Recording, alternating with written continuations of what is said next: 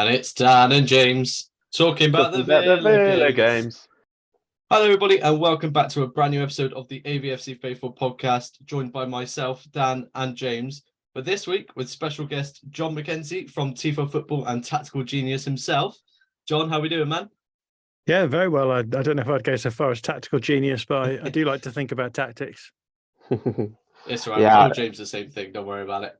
Yeah, it makes me feel awkward, but I know nothing compared to Jon. But we were discussing not long ago guests that we wanted on, and I put Jon's name forward straight away because his work at Tifo is fantastic, and Tifo in general, brilliant content. So yeah, it was buzzing to get him on because I think he will explain Emery, how he's set us up and how he's transformed us really well over the past few months. So take it away, Jon. How has Emery transformed us? Yeah, it's a fun one. I've been watching a lot of Aston Villa today, actually. I'm doing a video on Villa for Tifo this week, so asking, are Villa really as good as everyone's saying? So there's a few things to get our teeth into. The premise of that video is going to be some of the underlying numbers maybe don't look as good as the results have suggested. So why might that be the case? I haven't really made up my mind about that yet, but I'd be interested to hear your guys' thoughts. But in terms of what I've seen from Emery's approach, very similar stuff to what we've seen from him previously at other clubs. So working out of a 4-4-2 structure largely, but in possession, you can do different things with your wide players. Often they come in quite narrow. You can do different things with your strikers. So, for example, Leon Bailey has been playing quite wide and giving width there when you've been playing, I suppose, two wide players who you might describe as 10s.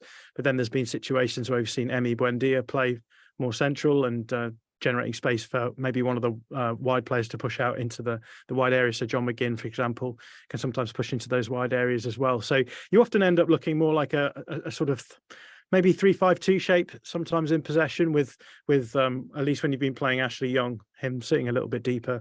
There's been a period as well, though, where I guess where you've played Matty Cash as well as Alex Moreno, right? So in those situations, it ends up being a little bit more symmetrical in the build-up.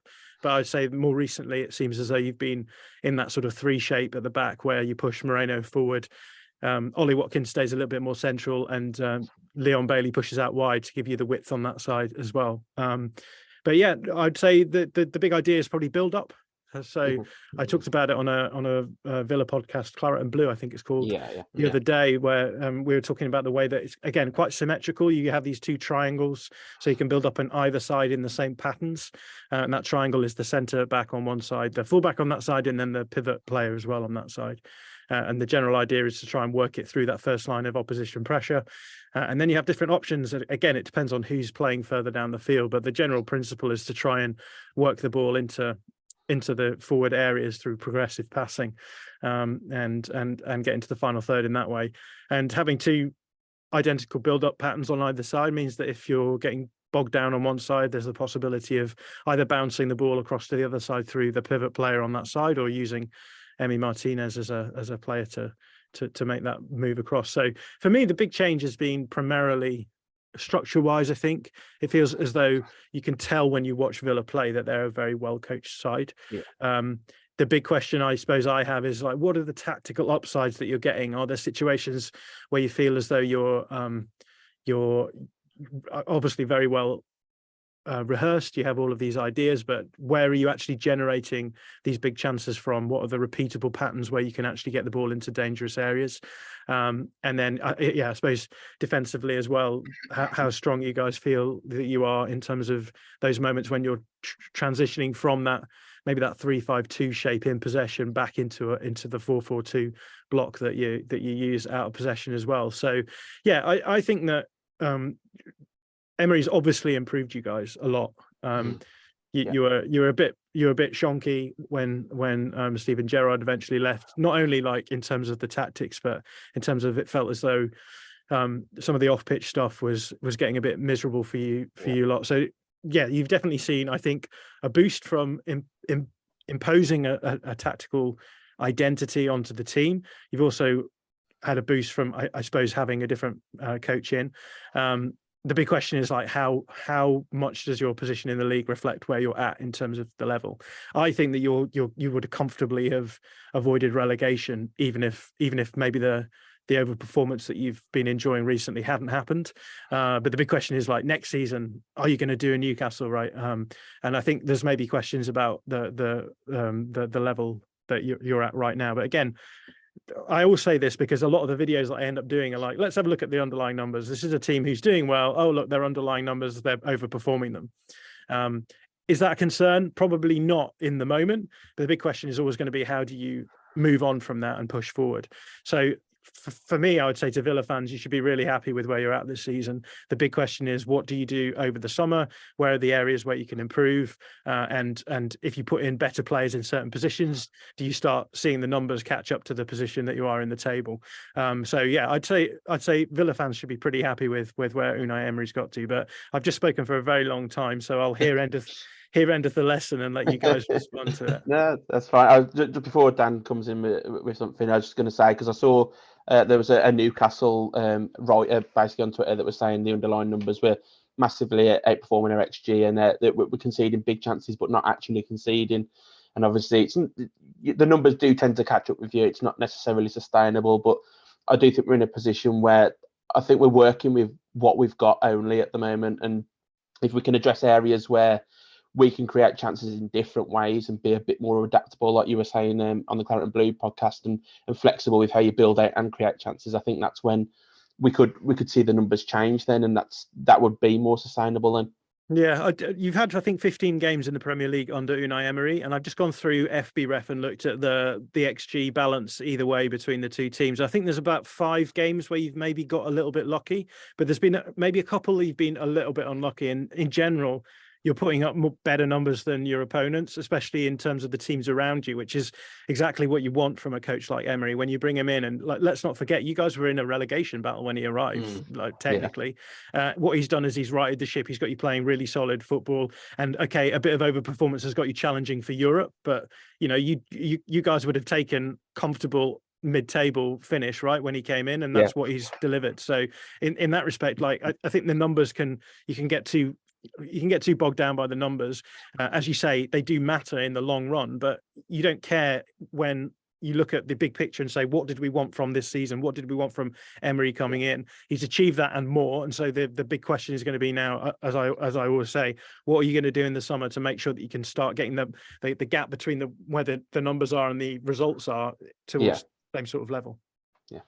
Yeah, it's funny you mentioned that, because there was one tweet that came out earlier that I took quite a lot of notice on Twitter, was basically a lot of Villa fans worrying about finishing in Europe and sort of the disappointment of not. And like you're saying there, with the numbers not really correlating to where we are, it is pretty much a miracle we are where we are at the moment. No miracle short of what Unai Emery's worked himself, but it's one of those situations, I think, where I'm just sort of enjoying the ride, as it were, rather than worrying too much. Mm-hmm. I'm just quite interested to find out, really, because I'm sat here every week on week talking about the brilliance of what I'm watching and how much more enjoyable it is just to watch as a fan. But actually, what there could be a weakness that certain teams might be able to find in Unai Emery's team at the moment, because, like you said, there are a couple of games. Chelsea is the one that sticks out to me, where we have become quite lucky not to concede at all. Bear in mind, I'd have come away with that happy with the draw the way the first half went. Coming away as a 2-0 win's brilliant. So I'm interested to see what you think is actually the areas where then we might actually be attacked a bit more, or where we're dropping behind.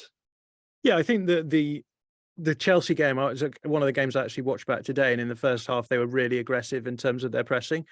Caused you a lot of problems in build up, and towards the end of the half you just started going long to avoid having to do that. And I think the downside to a Unai Emery system is always going to be that they are so well coached that you can just watch the games and roughly have an idea about how they're going to come out. We've talked about how yes, there is an asymmetry. Sometimes there's a symmetrical shape depending on personnel, but you can have a good old idea about what it's going to look like from the basis of the team sheet, and you can think of ways to maybe cause problems in those build-up patterns. This is what happens in the Premier League. We've seen it happen this season, I think, to Newcastle, where they obviously developed a play style for the first half of the season, which was really successful. And then after the World Cup, the analysts for various Premier League clubs had time to have a think about the way that they were building up and the way that they were causing other teams problems, and they were responding to that. And I was at Brentford for the game at the weekend. In that game, Brentford came out against Newcastle's 4-3-3, and they absolutely had their number. They dominated the game. They knew exactly what Newcastle were going to do, and then Newcastle came out in the second half and changed the shape up to more of a 4-4-2 shape, and that change was what then changed the momentum of the game. And because Newcastle had a different approach, they were able to get back into the game. And I think that will be the big issue with Emery. I think that if teams in the Premier League next season come out with a much better idea of how to nullify his team's build-up, for example, that might cause problems. But in terms of other weaknesses, I suppose I was thinking this before. Like, we've already talked about how you play in a roughly 4-4-2 shape. That obviously becomes pretty much 4-2-2 shape in possession, often with your wide players getting quite narrow. And that can mean that, again, out of possession, if there's a quick turnover, you can be a little bit exposed in the fullback areas.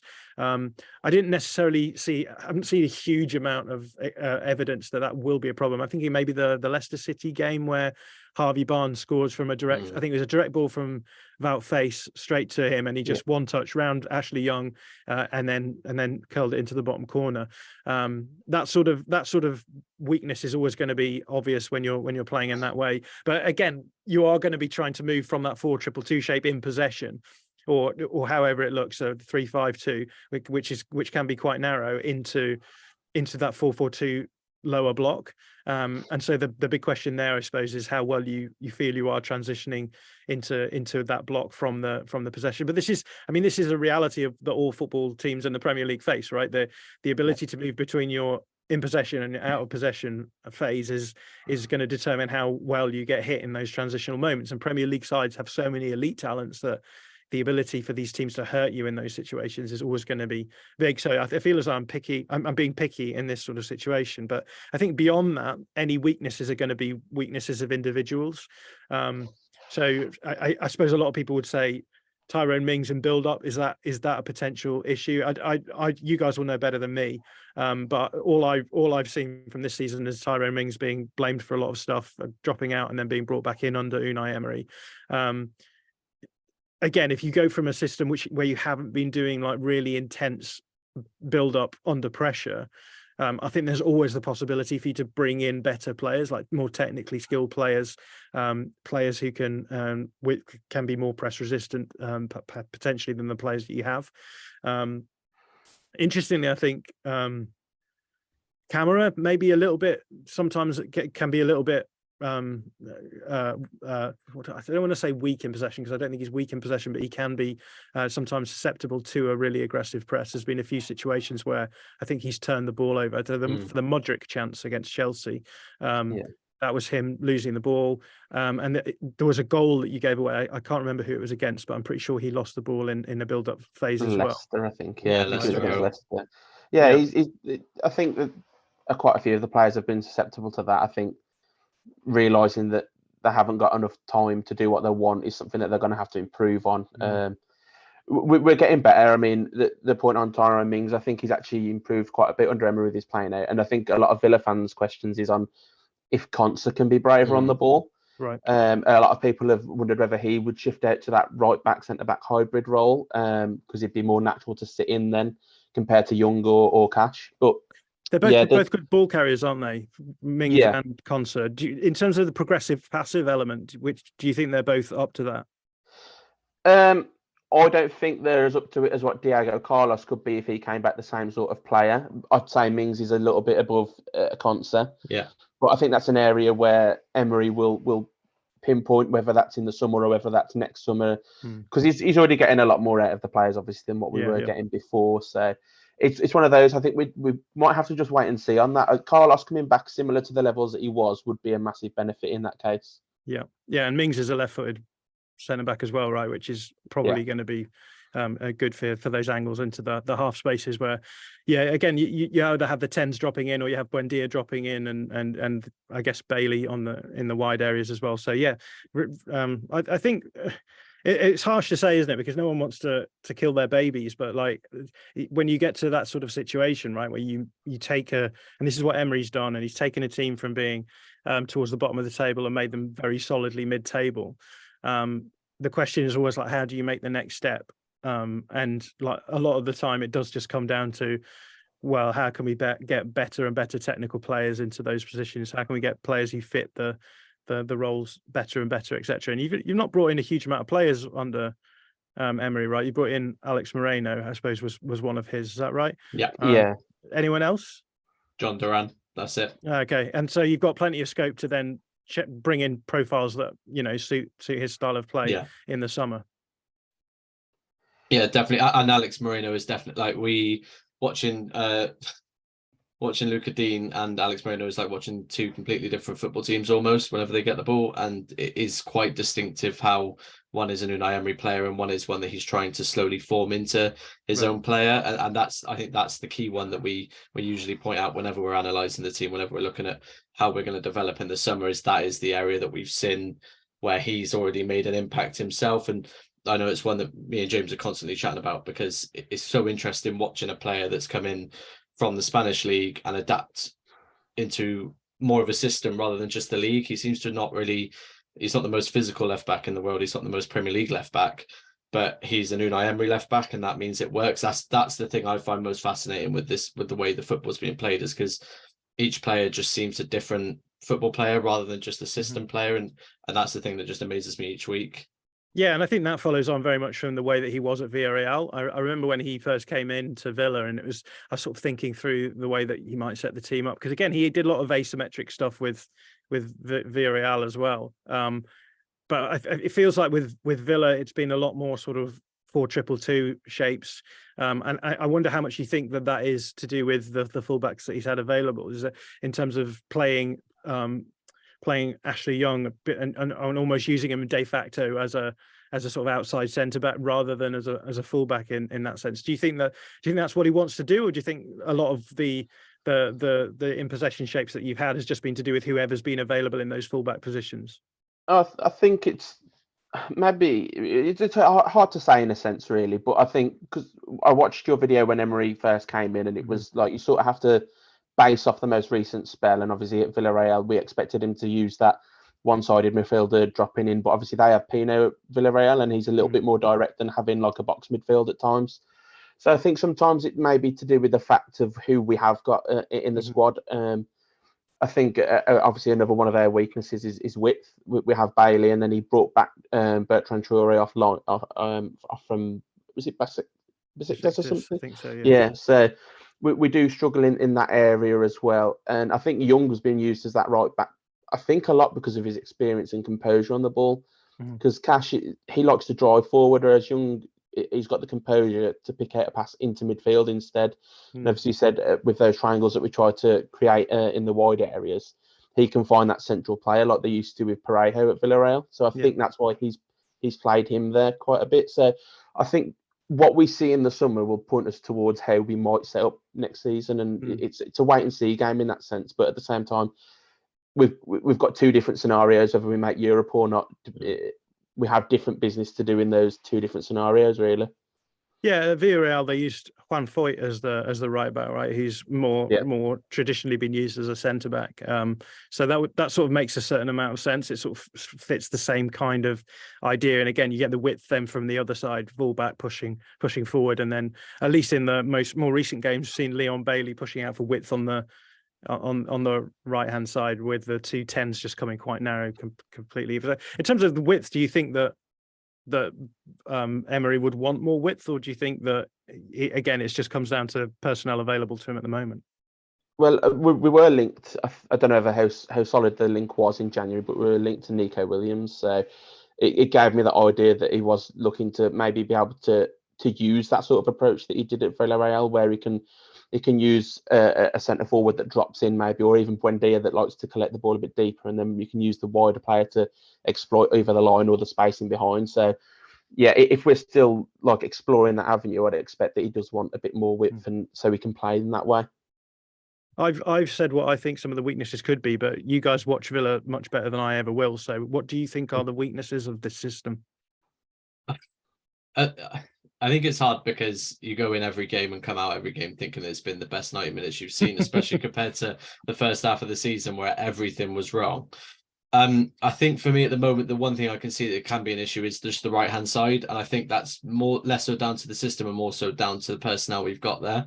I mean, as good as Ashley Young has been for us, it's obviously not the ideal right back you want to have that doesn't have the pace to cover and also does end up having to sort of, like you're saying, drop back into the right centre back role. Because I'm sure he'd much rather be able to have that press up more and that one of the twos drop back and settle in there. I think that might be more to the issue. And of course, I think when you play out to Leon Bailey, even though it's being used more so, James was chatting during the week about having sort of an overload on the right-hand side. While he does do that quite well, there are times where you need that right-hand sided player to be able to put in a bit of quality for the times where they don't follow that track and he has got the bit of space. And I think that's where we're lacking at the moment. In my side, anyway, from when I watch it, I can see that that's probably where we're going to struggle against teams. For example, on Saturday against Newcastle, I can see us sort of struggling if they manage to just put a block on where we're being forced to play to Bailey. If he's the one that starts, which it probably will be, they've probably got a fair chance of knowing that they probably got him down to a trap. But again, that's sort of my side, but it might be a bit so more so I find it quite difficult to watch that right-hand side at the moment. I think we look a lot better with Cash in, and I think there was a lot of talk about possibly moving Konza, sort of like that fourth role where he goes from playing as a centre-back to a right-back, and I think that's a lot of people are quite interested in seeing, and I'd be very interested to see because he's definitely got the pace to sort of cover it. But again, I'm interested more so, James, what you see, because James looks a lot more level-headed than me sometimes because I do get caught up in the emotions. No, I do agree that right-hand side, I think, looks our weakest. We look quite good down the left when we've got Moreno that can burst forward and he can make the overlapping run. And Watkins, he can drift out wide as well and create that triangle. And when Douglas Luiz pushes forward as well, that's a nice little triangle there. And Watkins can run the channels as well, that side. The right side is a bit of an issue. And I think, again, that comes down to what we've got on offer in the squad, because we sort of use Bailey as a second striker, but push him out wide sometimes to create a box, depending on what phase we're in. So it is, I think, the right-hand side as well, but apparently Emery is interested in signing another centre forward. We've obviously got Archer out on loan as well. We've got John Duran. So again, I think it's about being able to be flexible with a different sort of player to come in, like he had Gerard Moreno at Villarreal, who could drop and link, or he could make... he could link up play with Danjuma running behind as well. So, yeah, I think everyone does agree that the right-hand side is probably the weakest, but we will see. And I think it does depend on what we can get done in the summer as well. What do you guys think is the best position in this system for Jon McGinn? Because he's obviously been played out as the wide position, but also he's being used in the middle at the moment, right? Anything further forward for me at the moment, from what I've seen. But the right-hand side when he was playing... see, the problem is because when Kamara, he was playing so well on the right side, then Kamara goes out, he's covered, and he's then played really well again in the middle, which is, I think, a shock to a lot of us because he was not playing that well in the middle at all beforehand, and that's pretty much what led to him getting dropped. And a lot of us talking about moving him on in January, even let alone the summer. I definitely say the right hand side. He seems to pick up the ball and sort of spray it off a lot more rather than when he's in the middle. He gets sort of caught up, sticking his back out and sort of looking away. He gets really caught up sometimes there in trying to be too quick and too clever for his own mind. So for me, it's definitely the right hand side at the moment, but it's interesting. Yeah, he's a risk taker as well on the ball. He's not really a high volume passer. So I think the middle of the park, sometimes he can be susceptible. If you press him, he'll either try and roll you or he'll try and play the ball in behind, really. So I think you want to play like that further up, because if you lose the ball, obviously, in a deeper phase of play, you are at risk. So I do like him further up the pitch. I mean, for Scotland, he's almost as a second striker or a striker at times, making that late run in, and that suits him. And he can press all day long as well. So further up the pitch, I think, suits us more. But yeah, he's been playing well in that sort of right midfield, right half space player, because I think that's where he operates best in the system at the moment. That's interesting. Sorry, I'm just caught up thinking about Jon McGinn playing on the right hand side on Saturday now. I'm starting to think there's a chance he could be starting there and everything changes against Newcastle in that mind. You've got a really nice flexibility though, haven't you? Because you can play, like Jacob Ramsey can play on either side, which works out fine. And then we've seen Buendia play on the left, where he can play as one of the strikers and drop in and you can then force whoever's playing in the wide right area then to push forward into the space rather than have the striker move out into that channel as well. There's so many I don't want to say buffers almost, but like different triggers that you can have to go into different systems depending on the team that you're playing against as well. So all of that, which is to say, I think you've got a good system when you can put all of these players into the system and do different things and have different solutions to different problems. Like I said before, the big question is always going to be what happens when teams start finding solutions to your system. And if you have a system which is actually quite flexible, then you should be able to easily be able to move players around within games to actually start solving those problems. Yeah, the last game that I actually went to in person was when we beat Bournemouth 3-0, and obviously you get a much different view of the game, obviously, when you're in the stands, and you can see everything way better. And it was so interesting to see, because I think a lot of people do say now that formations in general are quite arbitrary because shapes change so much in game, and it's all about finding the space and solving puzzles, as you said before. And you could see in our build-up phase, we were quite wide with the fullbacks. It was almost like 4-2-2, but there were split strikers up top trying to exploit those wide areas. And then when the ball gets into midfield, Young or Cash will drop in, and then Moreno will go out wide and further up, and Bailey will take up that right space, and you just see everything transform. So I think someone said this on Twitter earlier, that Emery's not only coaching this team, but he's coaching the fans now. This isn't something that we're quite used to, this sort of tactical, in-depth analysis that we see. So it's really good to see this sort of flexibility. And I do wonder how we evolve from now. Yeah, no, but as we said before, like the positives are all there. I think as fans, it's very easy to sort of get carried away, isn't it, and be like, this is just always going to be an upward trajectory. But I think the important thing to take away is that even though maybe you are overperforming, maybe your position in the table isn't really reflective of the sort of level that you are going to be playing long term, but that level is so much higher than it was at the beginning of the season that's still a positive. And as we said, with the summer, with Emery being able to bring in the sorts of players that he will want to fit into his system, I struggle to think that you won't be playing at a much higher level next season as well. So, yeah, lots of positives around Villa at the moment. Yeah, it's always great to hear that, and it's always you just don't hear it very often. I'm gonna have to keep getting different people on each week just to tell me how great it is at the moment. I don't want this Saturday game to come up because I'm really worried about it. I think that's the last thing I really want to touch on today, is because I'm really interested to see what you think of how Newcastle and Villa sort of set up against each other on Saturday. I'm not going to push you too hard for a prediction almost, but I'm interested to see how you think an Eddie Howe side and an Unai Emery side sort of go at each other, and if it's, because I'll be honest with you, all I can think of is just going to be an all-out war between the two, not tactical wise, but just between the players, because there isn't much of a nicety between either sets of fans, either sets of clubs at the moment. But obviously the managers aren't bought into that, so I'm interested in what you think and sort of how we're going to see on Saturday, if there's going to be a crumble or maybe it's just a sort of a tactical battle, like a chess game almost. Well, I think it'll be a very physical matchup, won't it? I think that's what Newcastle do so well, is that they have that intensity. They have a really nice pressing structure in high areas. We've already said that when Chelsea pressed you high, they caused you problems. So it will be interesting to see if Emery is going to try and tempt fate with that and try and build up, and whether or not they very quickly switch to just getting the ball down the field and trying to contest it in more advanced areas.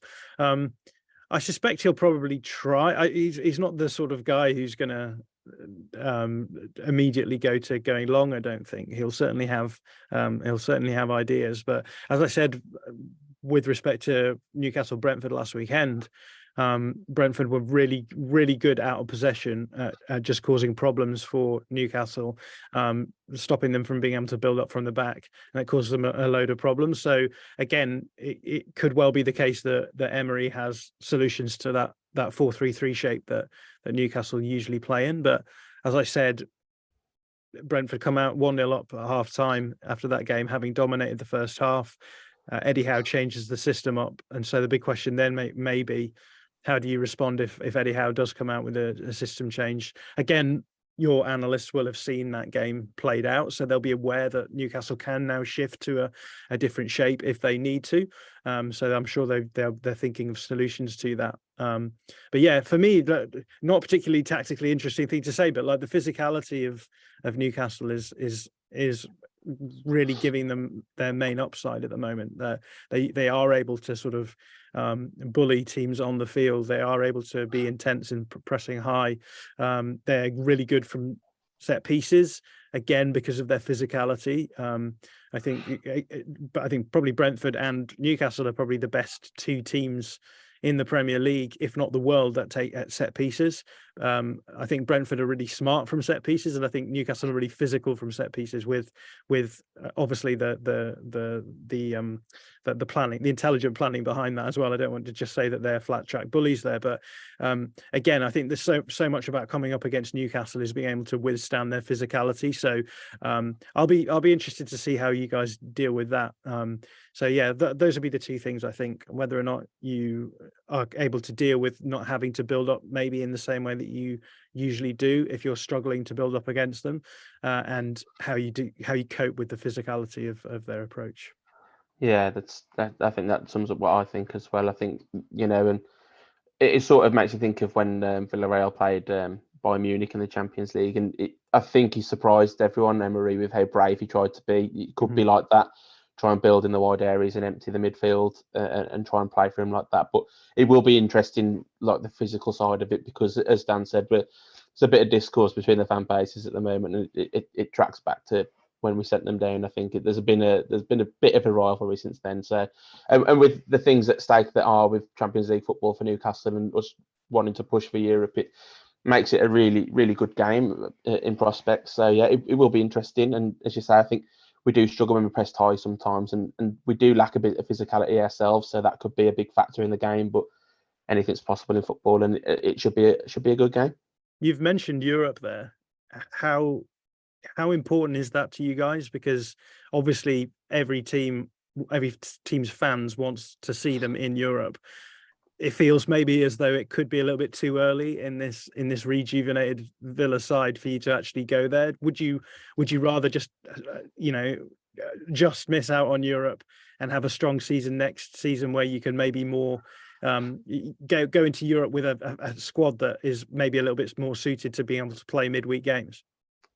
It's a tough one. I think this has been a discussion quite a lot on social media for Villa fans that it could be too soon squad wise. We'd have a lot of work to do in the summer, and you have to get recruitment right then. And our recruitment recently, other than since Emery's come in, has been questionable. I think there's some hit and misses. So, but at the same time, you don't want to miss the boat on Europe if you want to experience it. As a fan, I think a lot of the time it's about moments in time, and you've got to enjoy it because obviously things change fast, and maybe getting Europe early would help us get these players in that we do need. It's that extra pull, but it's hard to tell, isn't it? I mean, West Ham, they look so good with getting Europe at first, and then I think it's maybe took its toll, and the recruitment's not been perfect for them, or they've needed the refreshment, whether that's coaching or players. It's one of those, isn't it? I don't know what you think, Dan, but that's what I think. I think it's a hard question to answer in a sense.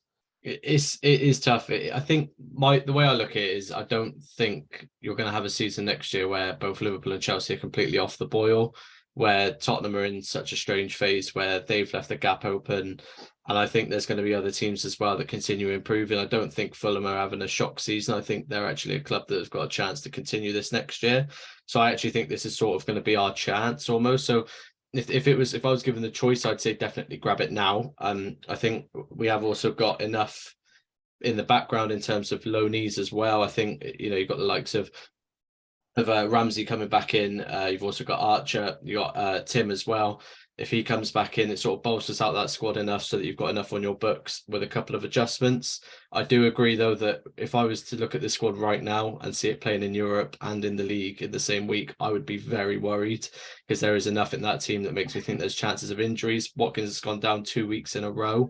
And I think if he was injured now, I think we could definitely say goodbye to Europe. For as good as we've got in the background, I just think he's too much of our carrier at the moment up front. So, yeah, it is strange because I feel almost odd thinking, no, I won't take Europe because I've never had it offered to me in my entire time of supporting Aston Villa Football Club. But it is one of those situations where you've got to balance out and think, to be fair, if we had the whole season next year, I put out a joke tweet earlier saying it helps us focus on our title charge. But, if you do have that summer where you've got the whole investment and not to worry about anything except for the League Cup and the FA Cup and their registered times anyway, so you know when they're coming, you know when to prepare for them, then I think it gives you that opportunity as well to focus on winning. Because at the moment, if we don't get Europe, I take a League Cup anyway. So that's my focus, is that whether we're in Europe or not, I just want us to focus on growing in the cups as well as the league, because at the end of the day, if you win the Carabao Cup or the FA Cup and you're not finishing Europe, you're getting Europe from there anyway. So that's my focus now, is just wherever we finish, I just want next season to be focused on bringing something back home to show for it, because that is where it comes to at the end of the day to me. Yeah, and you've got Unai Emery, so if you finish in the Europa League spot, you basically won the cup anyway. Yeah. Get those ribbons out. Brilliant. Well, Jon, honestly, it's been absolutely brilliantly having you on. Obviously, if you guys listening want to check him out, Jon Mackenzie on Twitter will all be linked down below, and of course Tifo on YouTube as well. Brilliant stuff, as mentioned. And obviously, if you've got a Villa video coming out, it's a perfect time to be on, because everyone's going to be rushing over to that, and I think I'll have the notification switched on for that one. That'll be my coffee reading that well. Yeah, thank you so much for having me. It's always a pleasure to chat about Premier League sides. So yeah, thank you for giving me the excuse to have a think about Villa. Brilliant. Thank you so much, mate. Well, what a brilliant video, James? That was right up your alley, I think we'll say. It was, yeah. I was really excited about recording this one, and really great content, I think. I don't want to speak for us too much, but yeah, I think that was a cracking video. Yeah, well, obviously we hope you guys enjoyed it as well. Please just let us know in the comments below. Let us know anyone else you'd like us to have on as well. I think it'd be great to get back on again in the summer or at the start of next season, see how we develop, especially if we've got Europe as well, or if not, let's not count our chickens, but it'll be great. So let everyone just smash the like, obviously, notifications on, because this is going to be a busy couple of weeks for us now. We've got a lot lined up coming up, and obviously tap the subscribe button. But yeah, all the links to Tifo will be down below. Make sure you subscribe. Go follow Jon on Twitter, because he is brilliant to read through his stuff. And I'm becoming a bit of a tactics obsessed person now myself. I'm gonna go play Football Manager for an hour now. Yeah, brilliant stuff. Up the Villa, lads. Up the Villa.